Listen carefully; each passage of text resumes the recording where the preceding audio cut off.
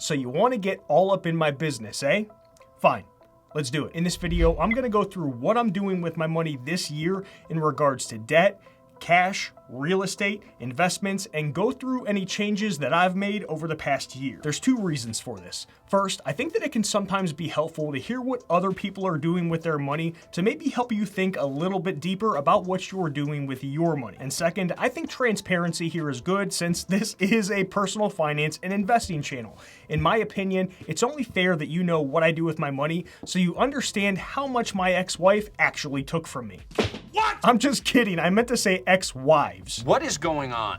What are you doing? Just a heads up now that you're going to see a few of my public investing accounts, but one thing I cannot share with you is the total amount that I have invested. There's a lot of weirdos out there that want to buy my bathwater, so that I think that it's absolutely stupid to paint an unnecessary target on my back as a semi-public figure on the internet. This total number is almost irrelevant to the conversation though, because what's going to be more valuable and revealing than anything is understanding why I do what I do with my money. Because of that, I'm also going to take you beyond the numbers so you understand the why. The only change I made over the last year is selling all of my holdings in the crowd-funded real estate investing platform Fundrise. I mainly did this for personal tax reasons after talking with my accountant. Since the majority of the returns were coming from dividend payments and this was in a taxable investment account, it made sense to get rid of it now before it became too big of a problem. The only good debt that I have is my mortgage. I don't plan on paying extra towards it anytime soon because I should be able to get a better return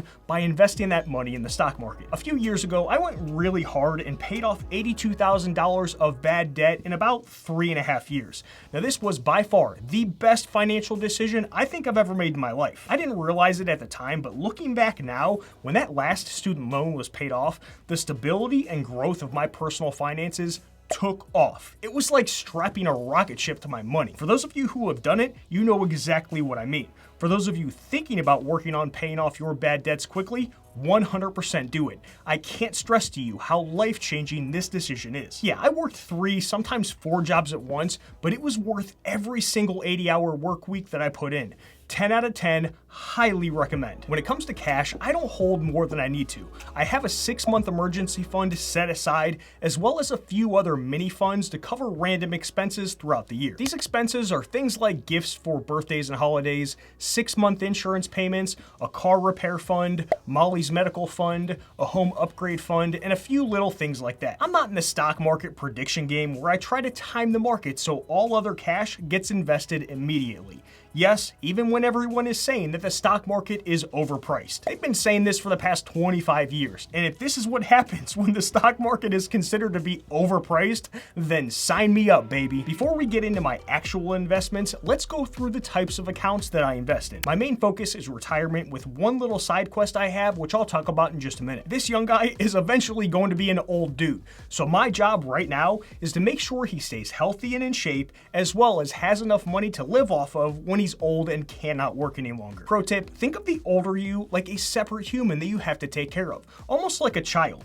How terrible would you feel knowing that you put that sweet, sweet old man or woman in a position to where they're barely getting by financially? As long as you're not some closet psychopath, you'd probably be like, yeah, I'd feel pretty bad. The first way I'm doing this is through maxing out my health savings account this year. I have a weird, odd obsession with this account, and I have made countless videos on it, so it shouldn't be a big surprise to any of you that I'm putting money into it. I'll have all of my HSA videos linked in the description if you want to know more about it. The next thing I'm going to be maxing out is my 401k. This account is great because I can stuff even more money into it while reducing my current taxes and letting that money grow tax-free as well. Over the years, I've accumulated both Roth and traditional accounts so that I have some options of different buckets to pull from in retirement to help manage my tax bill at that point in time. Once again, I'll cover all of my investment holdings within these types of accounts in just a few minutes, so hang tight. My second favorite account behind an HSA is the Roth IRA, and I will be maxing out that account this year. Technically, I put the money in a traditional IRA for this year, but it's in the process of moving to my Roth IRA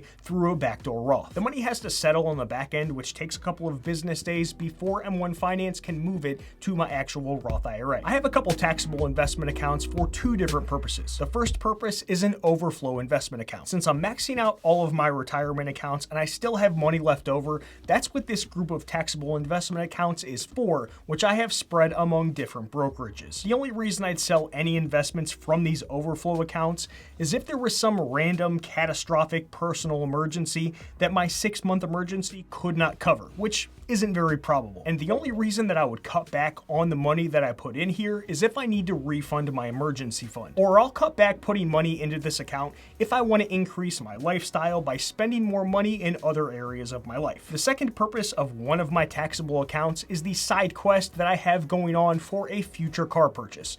Now this is something that I started back in late, 2018 I think, right after I purchased my current car. I made a whole video last year walking you through the math behind it, the risks, and some things that I've learned since I started the process. If you want to know more of those details, then I will have that video linked in the description for you to check out after this video. I think that pretty much covers the actual accounts, so let's move on to my investment holdings. When it comes to physical real estate as an investment, technically I don't have any right now. The home I'm living in was purchased with the intention of renting it out at some point in the future when I move. So for now, it's just my personal residence. I ran the numbers going into it, so I know it'll make sense as a rental property in the future. On top of that, whenever I do upgrades, I keep the investment side of things in mind so I don't overspend in areas where it doesn't make financial sense. Can I get a pass for being irrational for just 1 minute? Will you please forgive me? I promise I will make it up to you with the rest of my portfolio. Okay, so I do own a little bit of Bitcoin. To be fair, it makes up less than 1% of my invested assets, so if it goes to zero, then I don't care. I bought $1,000 a few years ago. It's only worth around $3,000 right now, and that could change depending on which way the wind is blowing because let's be honest, it's a speculative asset that goes up or down based on the greater fool theory, and the whole industry is a scammer's paradise. But then again, once you understand how money works, I guess we could kind of say the same thing about the US dollar as well. This purchase a few years ago was strictly to avoid FOMO. I am not afraid to admit that. I wanted enough to not feel so bad if it did happen to go up, but not enough to where if it went down, then it would destroy me emotionally and financially. Don't expect me to buy any more Bitcoin as a speculative investment this year or, to be honest, at any point in the future. What I have is what I have. I will sell some off if my account gets higher. Now, I don't have a specific number in mind, but if I was forced to play out the scenario in my head, if my account gets to something like $5,000 or $6,000, then I might sell, $2,000 or $3,000 of it. To be completely transparent, if I did happen to buy more in the future, then the only reason would be to purchase something where the seller only accepts Bitcoin. I will not buy any more than what's needed for that transaction. Contrary to what some of you might think, Bitcoin is a medium of exchange.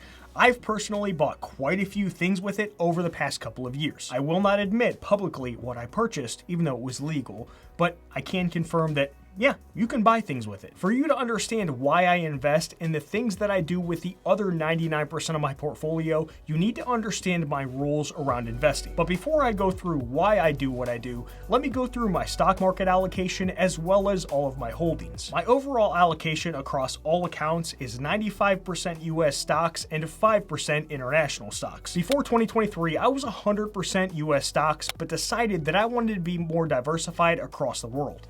Now, my goal was to achieve a 5% international holding by the end of the year, which I accomplished. For this year, I want to increase my international to about 10%, so I'll be spending the remainder of the year working towards that target through contributions. If I don't hit that 10% target by the end of the year, then I'll do a rebalance within my tax-sheltered retirement accounts. I built an asset allocation tracker for myself to help me see all of my holdings across all of my accounts, so I know how to rebalance my combined portfolio. If you want a free copy of it, plus a private video where I walk you through everything, then I'll have a link in the description of this video to get it. When it comes to what I actually invest in, I hold $0 in any individual stocks across all of my accounts. The last time I held a single stock was right before I sold all of them at the end of 2021 to clean up and simplify my whole portfolio. All I invest in now and will continue to invest in is basically what's here in my Roth IRA. The low-cost international fund is either a traditional index index fund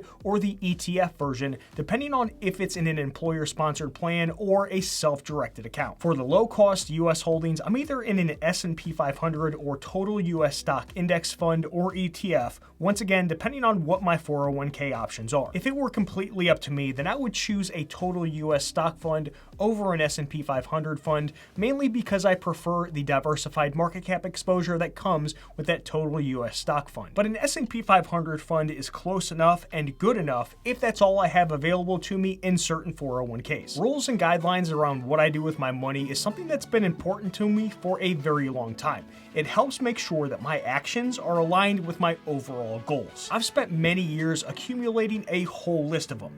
Here's a few of them that will shed some light on the why of everything that I have talked about up until this point. First, I'm not trying to get rich quick through investing. If the stock market is good for growing money you've already made, then more time and effort needs to be put into the money-making side of things, because 8% of $100 is more than 8% of $10. Second, I'm not in the business of predicting the future with my invested money.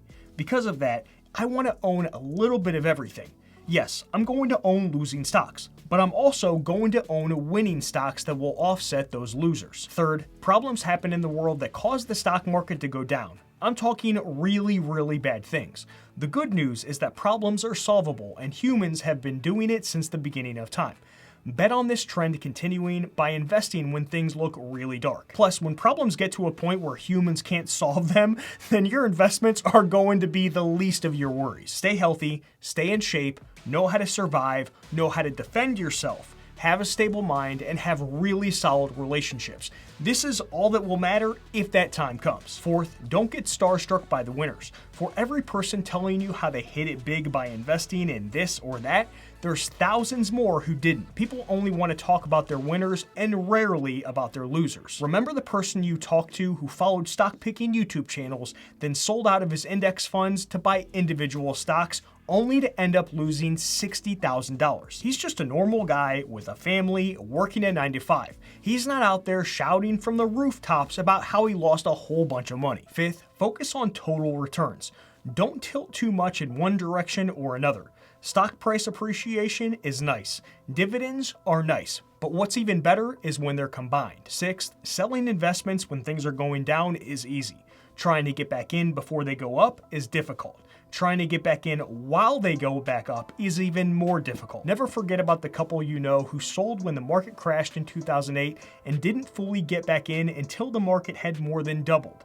They now have to work until their mid-70s because of this one decision. Seventh, avoid getting lucky in the stock market. This is one of the worst things that can happen to any investor. Not because you made money, but because that success sets the precedence for your future actions. Luck is not a skill that's easily repeatable.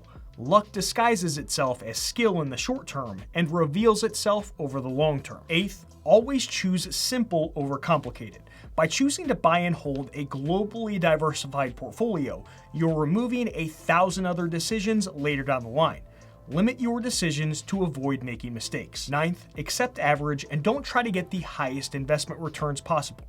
Life is for living, not spending hours and hours trying to find the perfect investment to put into the perfect portfolio to get the highest potential return. The people who matter won't remember you for your investment returns, but they will remember you for all of the things that cannot be measured in a spreadsheet. 10th, now it's your turn. Create some rules and guidelines that match up to your long-term money goals. This is one of the first things I have people do when they go through my personal finance review spreadsheet. Write them down or capture them on your phone. Update and add new ones as time goes on. And as always, make sure to hit that thumbs up button to help support the channel. Done.